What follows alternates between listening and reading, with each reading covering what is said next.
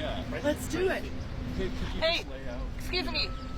Oh, sorry. Oh, sorry. Just lay out succinctly what the plan actually is. I read the op-ed. Yeah, absolutely. So first of all, thank you all so much. Really great to be here and to get to talk about this. Clearly, one of the key issues facing America today are the egg prices, and the president has made it one of his priorities from minute one that we bring those prices down for consumers while protecting America's farmers. And very quickly, you can see here this chart. The prices of eggs under Biden have just skyrocketed. Under Trump went down a little bit. Obama went up a little bit. So it's more than just the avian flu, but certainly that has been the driver. So just this morning, I'm going to hand this back off. So just this morning, we announced the plan to, first of all, attack the avian flu and how we pull it back out of our poultry producers.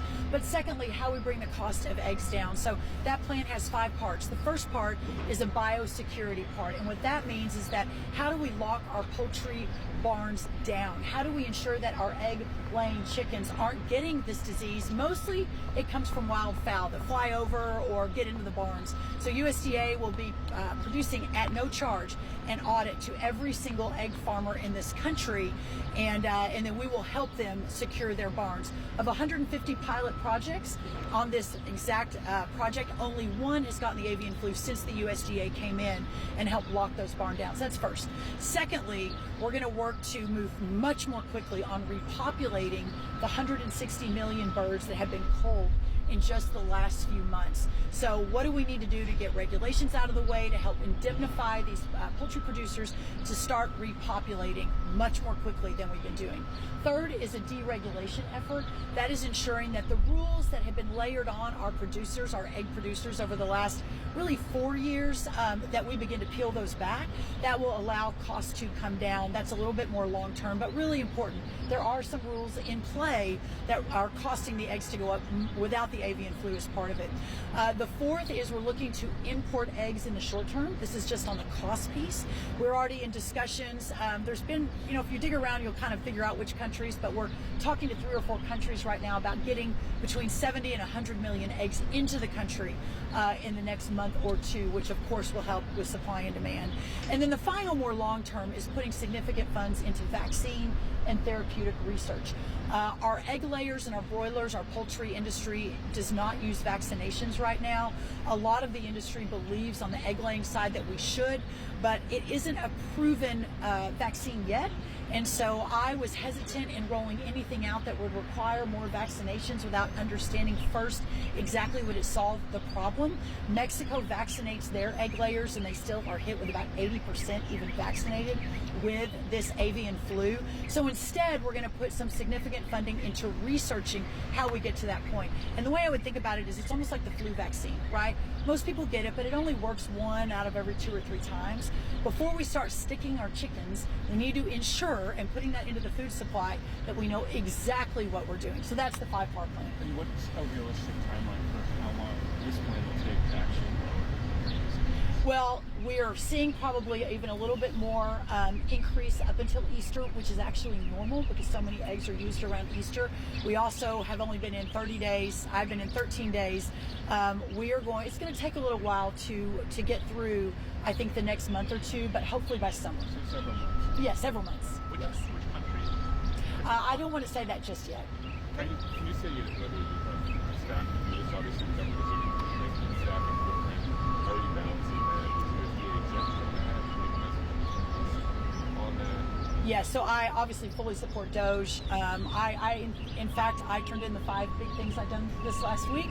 I'm very proud of that. I'm proud of the employees at USDA. It's a great question. As we look to streamline and make more efficient the U.S. Department of Agriculture, will we have the resources needed to address the plan I just laid out? We are convinced that we will. As we realign and evaluate where USDA has been spending money, where our employees are spending their time. We've pulled out a lot of the DEI initiatives. We've stopped. We had almost 1,000 trainings we canceled on DEI on my first day on the job.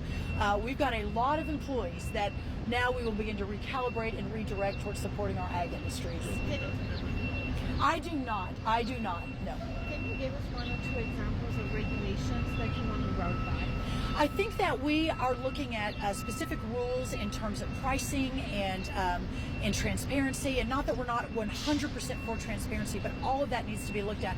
The big one, honestly, is Prop 12 in California that has caused a lot of prices to go up. The average dozen eggs in California is $9.58, but because of, and it's $5 around the country, so it's almost twice as much. What Prop 12 did is it had certain regulations and requirements for parts of our livestock that really caused prices to go up. And it didn't just affect California, it affects the rest of the country because California imports and exports agriculture products.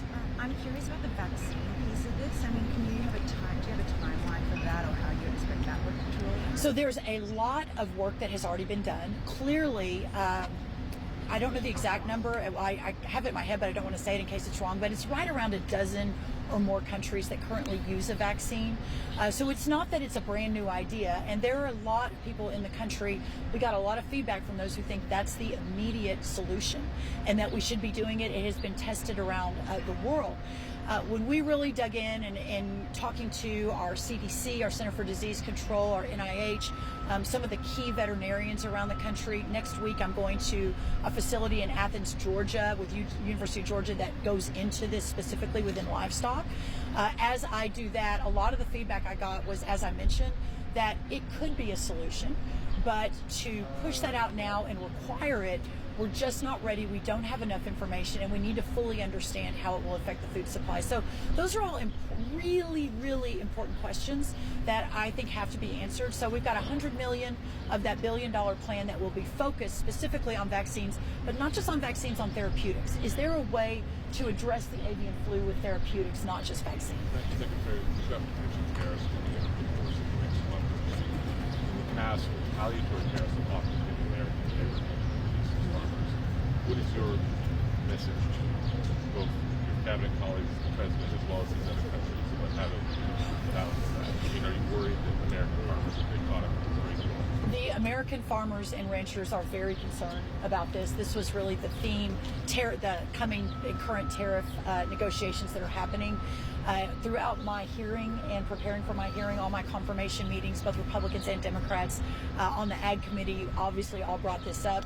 I just finished speaking to all of our state ag commissioners, both Republican and Democrat, this morning with a lot of other friends of agriculture.